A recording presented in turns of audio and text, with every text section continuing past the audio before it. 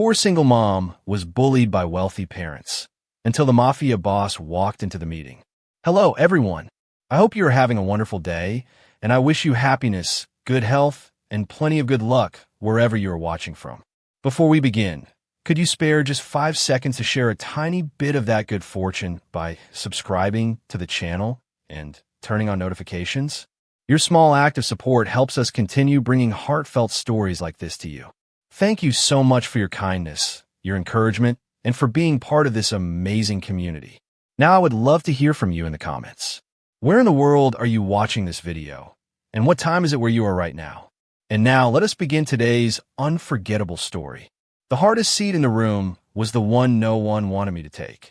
I learned that lesson on a crisp Monday morning when I walked through the front doors of Lincoln Elementary, holding my 8-year-old daughter Emma's small hand. The hallway smelled of fresh coffee, floor polish, and sharpened pencils. Children's artwork covered the walls, bright with color and hope, but none of it eased the weight pressing against my chest. My name is Olivia Carter. I was a single mother who worked 2 jobs just to keep the lights on, and every dollar I earned already belonged to rent, groceries, school supplies, or the next unexpected bill. I wore my favorite navy cardigan because it was the nicest piece of clothing I owned, even though the sleeves had begun to fade after years of careful washing.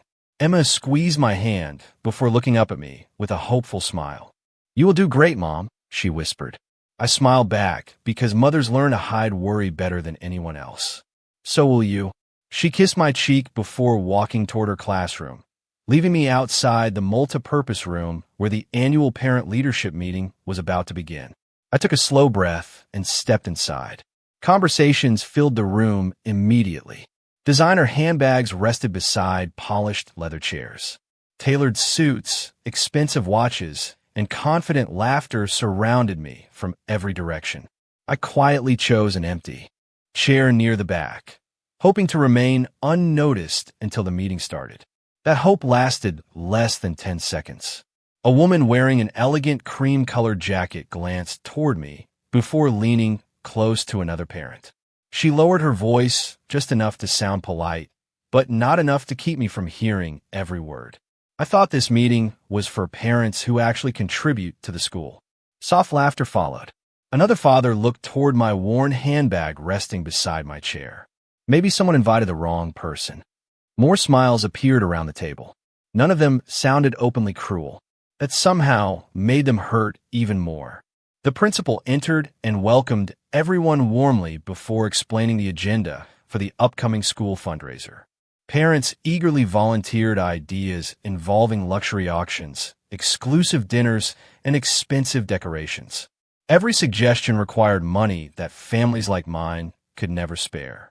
When the principal asked whether anyone had additional ideas, I slowly raised my hand. The room became unexpectedly quiet. "Perhaps," I said carefully, "we could organize a community book drive or a neighborhood family festival.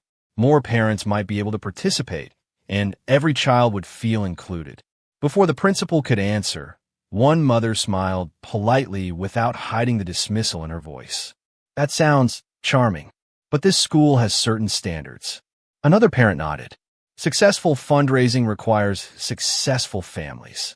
My face grew warm, but I refused to lower my eyes. I thought about Emma, sitting only a few classrooms away, believing her mother could face anything. I would not disappoint her.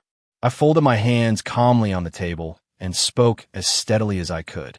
"My daughter deserves the same respect as every child in this building, even if I cannot afford luxury. Children should never measure their worth by their parents' income." Silence settled over the room. Even the principal seemed uncertain how to respond. Several parents looked away. Others exchanged uncomfortable glances. No one apologized. No one agreed. They simply stared at me as though dignity itself had become unexpected. Outside the meeting room, I heard the quiet sound of footsteps approaching down the hallway, followed by the soft click of a door handle turning. The door opened so quietly that almost no one looked up at first. The principal immediately straightened his posture, offering a respectful smile toward the man who had just entered the room. I followed everyone's gaze and saw a tall stranger wearing a charcoal suit beneath a tailored black overcoat. Even before he removed the coat, I noticed the intricate black tattoos extending just beyond the cuffs of his crisp white shirt. His expression remained calm, unreadable, yet somehow every conversation in the room faded without him saying a single word. I did not know his name, and I certainly did not know why he had come to an elementary school parent meeting. One of the wealthy fathers stood to greet him with unusual enthusiasm. "Mr. Brooks, we were not expecting you today." The stranger nodded politely before shaking the principal's hand. "I apologize for arriving unannounced. Please continue. I'm only here to observe for a few minutes." He chose a chair near the side wall instead of the head of the table, quietly refusing the attention everyone seemed eager to give him. The meeting resumed, but the atmosphere had changed completely. The same parents who had laughed only moments earlier now measured every sentence with careful politeness. The principal attempted to redirect the discussion toward fundraising plans, yet the woman wearing the cream-colored jacket glanced toward me once again. This time her smile appeared even more practiced. "As I mentioned earlier," she said, "our school has always reflected excellence. Maintaining that image requires families who can support the standards we have worked so hard to build." Several parents nodded in agreement. Another father added, "Children naturally thrive when they are surrounded by similar backgrounds and expectations." I understood exactly what they were implying without either of them speaking my name. The room suddenly felt smaller. My fingertips tightened around the notebook resting on my lap, but I refused to lower my head. I had not worked double shifts, missed countless hours of sleep, and sacrificed everything for my daughter simply to let strangers define our worth. I looked toward the principal and spoke calmly. "Respectfully, I believe schools should be places where every child feels welcome, regardless of what their parents earn." Before anyone else could respond, the elegant woman gave a sympathetic smile that carried more judgment than kindness. "No one is questioning your effort. We are simply discussing what is best for the school community." I looked directly at her. "My daughter is part of this community." Silence followed once again. Across the room, I noticed the stranger watching the conversation without interruption. He was not studying the people speaking the loudest. Instead, he seemed to observe every reaction, every uncomfortable glance, every quiet hesitation. His attention lingered on me only briefly before returning to the discussion. There was no pity in his eyes, only careful observation. The principal cleared his throat, hoping to move the meeting forward. "Perhaps we should vote on the fundraising proposal." Before anyone reached for the printed ballots, a young teacher entered carrying a folder. She walked directly toward the principal and whispered something into his ear. His eyes widened slightly before he looked toward the stranger with visible surprise. I was not aware of that." The stranger simply inclined his head. "Neither was I until this morning." Every parent around the table exchanged confused looks. I could sense that something important had shifted, although I had no idea what it meant. The principal slowly closed the folder and looked back at the room. "Before we continue," he said carefully, "there appears to be information everyone here should hear." I sat quietly, completely unaware that within the next few minutes the assumptions filling that room would begin to collapse one by one. The principal opened the folder with noticeably unsteady hands, while every conversation in the room faded into complete silence. I glanced around the long conference table and realized that even the parents who had spoken with absolute confidence only moments earlier now seemed uncertain. The tall stranger remained seated near the wall, his posture relaxed, his expression impossible to read. "There's something I should have shared before today's meeting," the principal began carefully. "Our largest educational grant for the past 5 years has come through the Hayes Community Foundation." Several parents nodded politely, clearly recognizing the name. "What many of us did not know," he continued, "is that the foundation's board chairman personally requested to attend today's meeting after reviewing several anonymous reports concerning parent conduct." A wave of quiet whispers spread through the room. I felt my stomach tighten. The elegant woman across from me folded her hands with a confident smile, apparently assuming the conversation had nothing to do with her. The principal looked toward the stranger before speaking once more. Mr. Damian Brooks has supported this school financially for years, but he asked that his involvement remain private because he believed education should never become a publicity opportunity. Every head slowly turned toward Damian. He rose calmly from his chair without the slightest hint of arrogance. His tailored jacket rested perfectly across his broad shoulders, and the black tattoos disappearing beneath his sleeves contrasted sharply against the crisp white fabric of his shirt. There was authority in the room now, but it came from quiet confidence rather than volume. "Please continue your meeting," Damian said politely. "I only wish to ask one question before you vote." The principal nodded respectfully. Damian looked around the room, making brief eye contact with nearly every parent before speaking. When did a family's financial situation become part of the requirements for a child to belong? Nobody answered. The silence seemed heavier than any argument could have been. Damian waited patiently, giving everyone an opportunity to respond. Finally, the father who had dismissed my fundraising idea cleared his throat. "No one intended to exclude anyone," he said carefully. Damian nodded. "Intentions matter." He paused briefly before adding, "So do results." The elegant woman offered a practiced smile. "We were only discussing what is best for the school." Damian met her gaze without changing his calm expression. "May I ask another question?" She nodded. "If a parent volunteers time because they cannot afford large donations, is that contribution worth less?" She hesitated. "That is not exactly what I meant." "Then perhaps," Damian replied gently, "the words chosen today fail to express the values this school hopes to teach its children." His voice never rose. He never accused anyone directly. Yet every sentence encouraged honest reflection instead of defensiveness. He turned toward the principal. "Earlier this year, I reviewed volunteer record from several community events supported by the foundation. One parent's name appeared repeatedly. Weekend reading programs, school supply drives, holiday meal collections, playground cleanup. None of those efforts involved financial recognition." My heart skipped a beat before he looked toward me. Olivia Carter quietly participated in every one of those activities. I blinked in surprise. I had never imagined anyone noticed. Damian continued. "She asked for nothing in return. She simply wanted every child to feel welcome." The room remained silent, but this time it was a different silence. Several parents lowered their eyes. Others shifted uncomfortably in their seats. Even the principal seemed deeply moved. Damian folded his hands calmly in front of him. Children learn far more from watching adults than listening to speeches.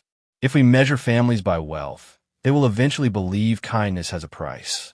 No one challenged him. No one laughed. The atmosphere that had once felt cold and dismissive slowly transformed into one filled with reflection, and for the first time since walking into that room, I realized I was no longer sitting there alone. No one spoke for several long seconds after Damian finished. The room that had once echoed with confident opinions now felt almost weightless beneath the silence. I could hear the soft ticking of the clock on the classroom wall and the distant laughter of children playing outside during recess. Those ordinary sounds somehow reminded me why we were all there in the first place. The principal slowly folded his hands on the conference table before looking around the room. "I believe we have lost sight of something important today," he said quietly. "Our responsibility has never been to compare families. It has always been to support children." Several parents lowered their eyes. The elegant woman who had dismissed my ideas earlier took a slow breath before looking toward me. For the first time since the meeting began, her expression no longer carried quiet superiority. Instead, it reflected discomfort and honest reflection. "Miss Carter," she said softly, "I owe you an apology." I looked at her without speaking. "I judged you before I knew anything about you," she continued. "That was unfair." Another father cleared his throat. "I agree." I spoke carelessly. One by one, several parents offered similar apologies. None of them sounded forced. None of them appeared frightened. They simply recognized that they had allowed appearances to shape opinions that should never have existed. I accepted every apology with a small nod. Thank you, I replied. I did not want anyone to feel embarrassed. I only hope every child in this school grows up believing they belong, no matter where they come from. Damien remained silent beside the window, allowing the conversation to belong to the parents rather than himself. I noticed that every time someone attempted to thank him directly, he redirected the attention back toward the purpose of the meeting. His presence had changed the atmosphere without becoming its center. The principal smiled gently before turning another page in the meeting agenda. I would like to revisit Miss Carter's suggestion about the community book drive and neighborhood family festival. This time the response was completely different. Parents who had dismissed the idea only minutes earlier began discussing practical ways to organize volunteers, local businesses, and neighborhood families. One mother suggested inviting retired teachers to host reading circles. Another proposed allowing local musicians to perform free of charge.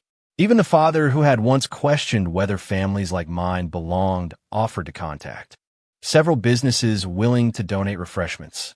I listened quietly, almost unable to believe the conversation unfolding around me. The same room that had made me feel invisible was now filled with people searching for ways to include everyone. As the meeting came to an end, parents gathered their notebooks and slowly walked toward the hallway. Several stopped beside my chair to introduce themselves properly. Others thanked me for speaking honestly instead of remaining silent.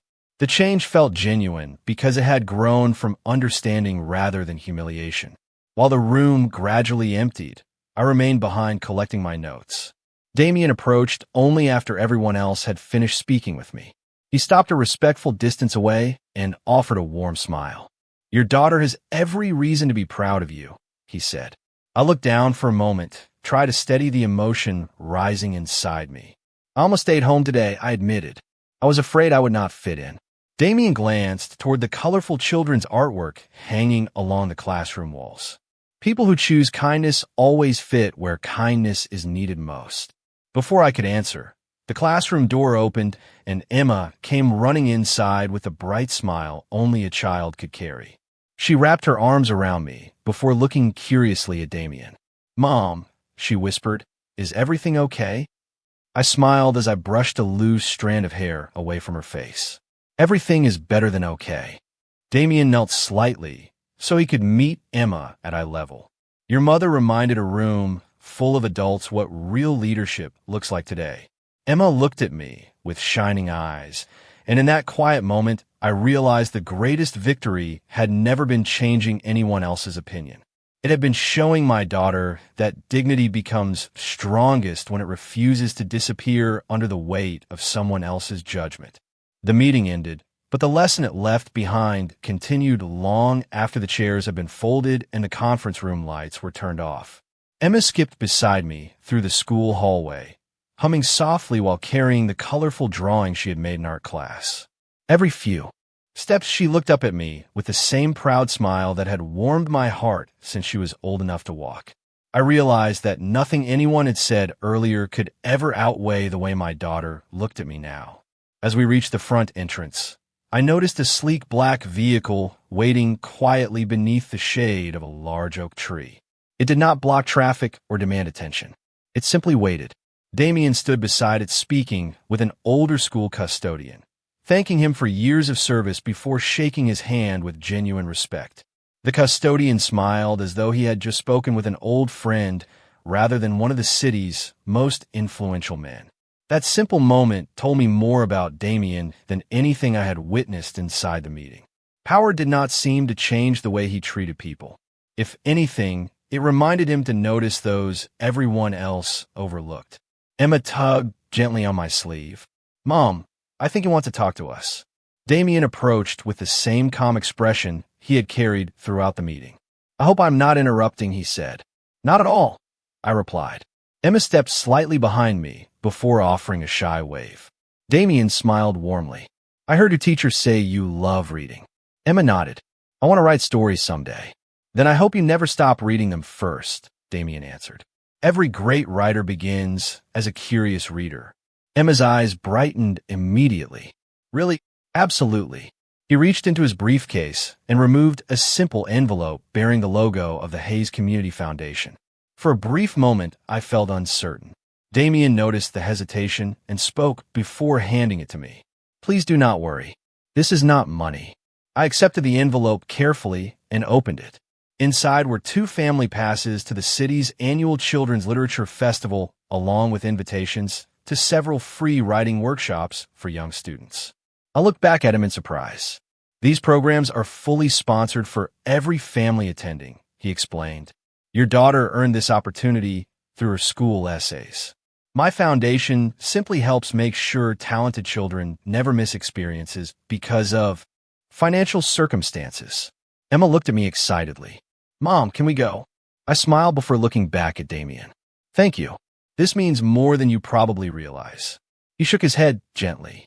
Children should never have to apologize for dreaming big. Before another word could be spoken, one of the mothers from the meeting walked outside carrying several folders. She hesitated before approaching us. Miss Carter, she said, some of us are organizing the community book drive you suggested. We were wondering if you would consider leading the volunteer committee. I stared at her for a moment, genuinely surprised. Me? She smiled sincerely. You already know how to bring people together. We simply did not recognize it soon enough. I looked toward Damien. He had quietly stepped back, giving me the space to answer on my own. He did not rescue me. He simply believed in me before I believed in myself. I took a slow breath and smiled. I would be honored to help. Emma slipped her small hand into mine as we walked toward the parking lot beneath the warm afternoon sun. Behind us, I heard conversations filled not with judgment, but with new ideas, shared laughter, and plans that welcomed every family. For the first time in many years, tomorrow no longer felt like something to survive. It felt like something worth looking forward to.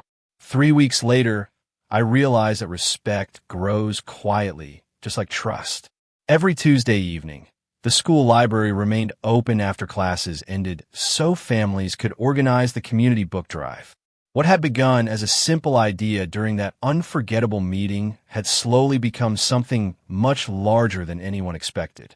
Shelves once filled with worn textbooks now displayed neatly stacked children's novels, science books, history collections, and colorful picture books donated by families from every neighborhood.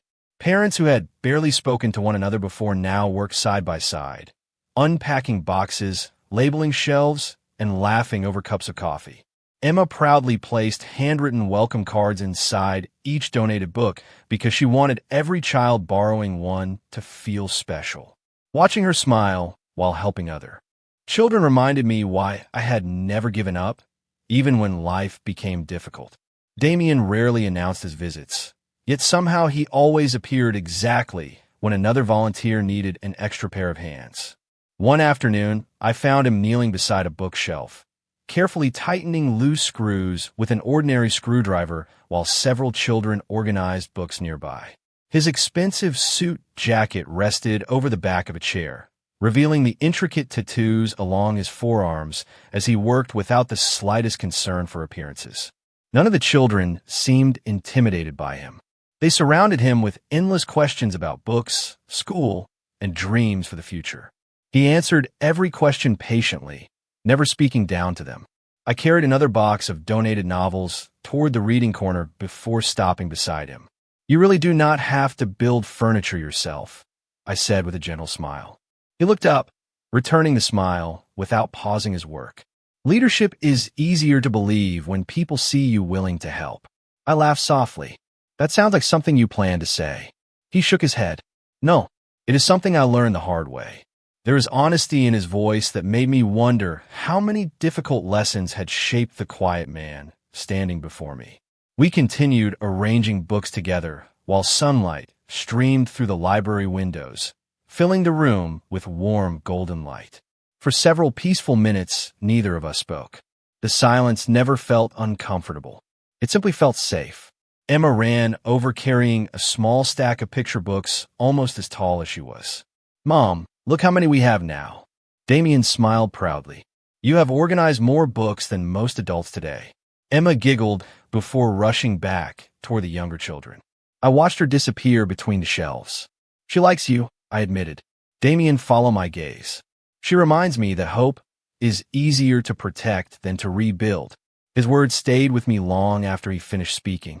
As the volunteers prepared to leave that evening, a cold breeze swept through the parking lot. I shivered instinctively while locking the library door. Without hesitation, Damien removed his coat and gently placed it across my shoulders. "You will catch a cold," he said quietly. "What about you?" I asked.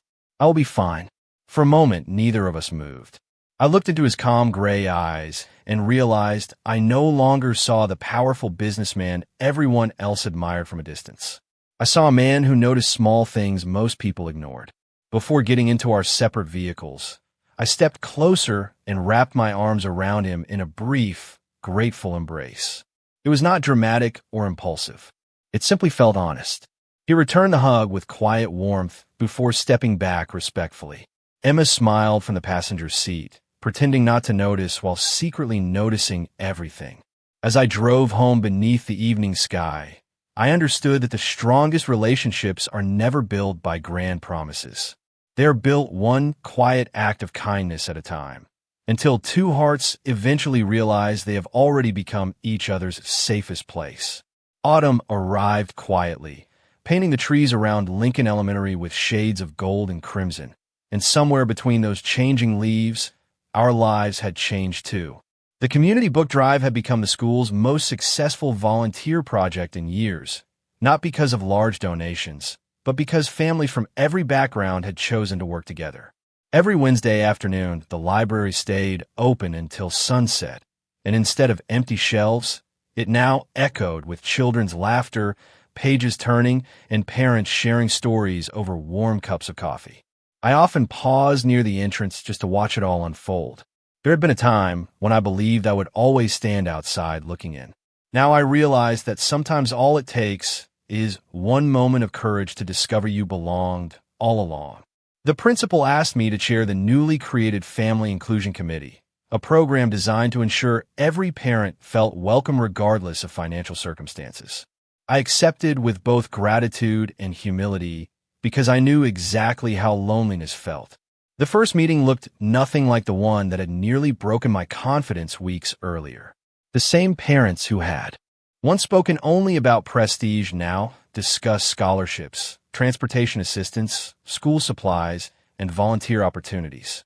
They listened carefully whenever another parent shared an idea. More importantly, they listened without judgment. During one planning session, the elegant woman who had first criticized me sat beside me rather than across the table. "Olivia," she said quietly while organizing volunteer forms, "my daughter asked me something after that meeting." I looked toward her. She wanted to know why I'd been unkind to another mother. Her voice softened. "Children really do see everything." I nodded gently. "They also notice when adults choose to become better." She smiled with visible relief. "Thank you for giving us that chance." Outside the library windows, I noticed Damien helping several fathers unload donated books from a pickup truck. He carried the heavy boxes without asking anyone else to do the work first. Every volunteer greeted him by name now, not because of his influence, but because he had earned genuine respect through consistent kindness. Later that afternoon, we walked together across the quiet playground after the children had gone home.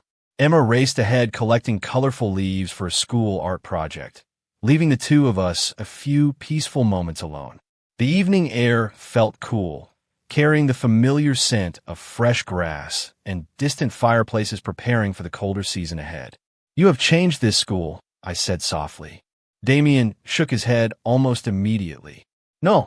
He looked toward Emma laughing beneath a maple tree. "You changed it the day you refused to let humiliation define you." I simply happened to arrive before that courage was recognized. His words settled quietly inside my heart.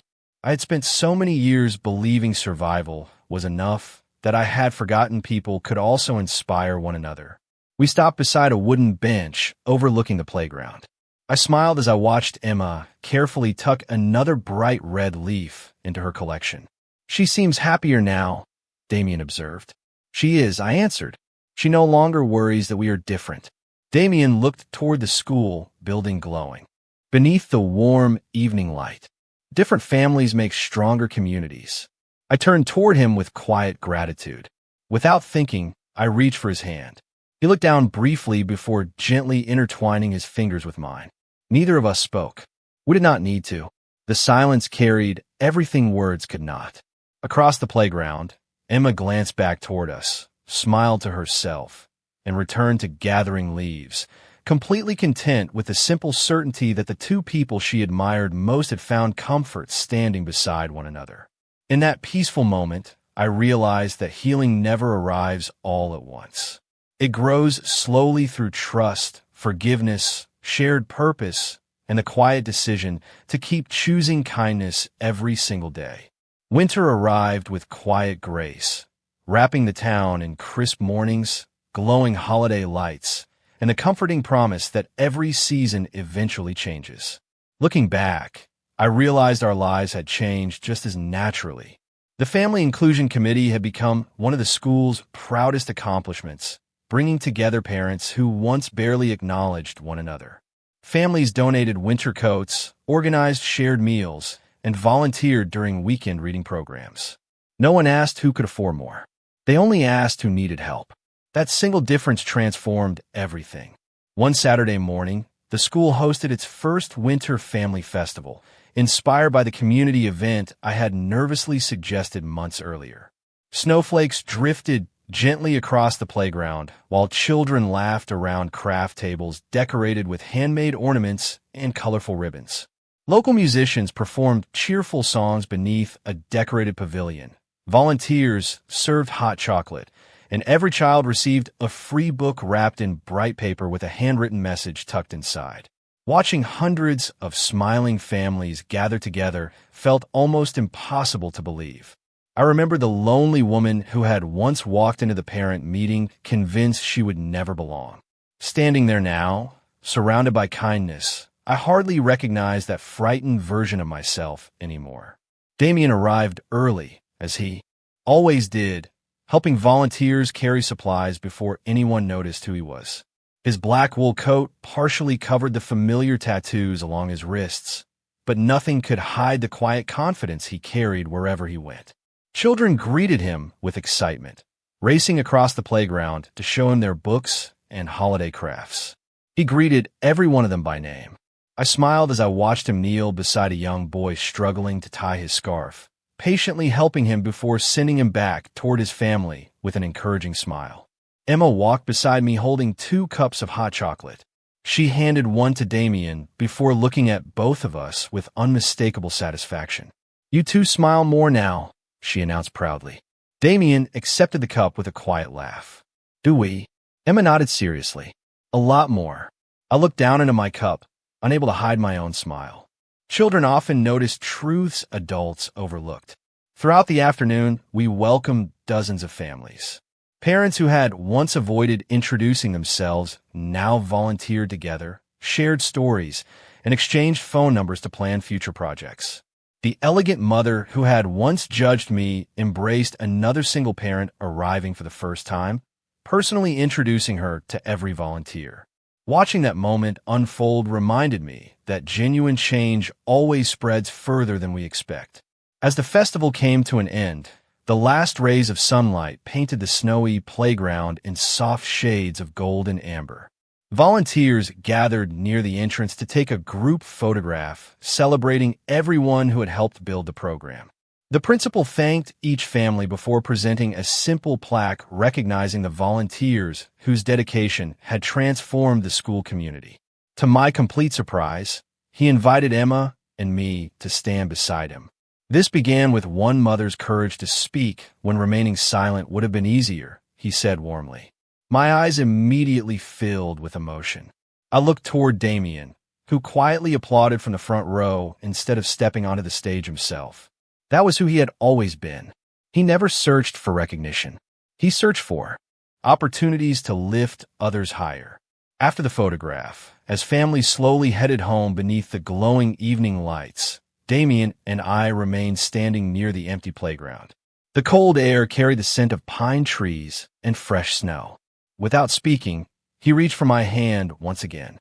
This time I held it without hesitation because somewhere between that painful parent meeting and this peaceful winter evening, trust had quietly become something deeper, stronger, and impossible to ignore.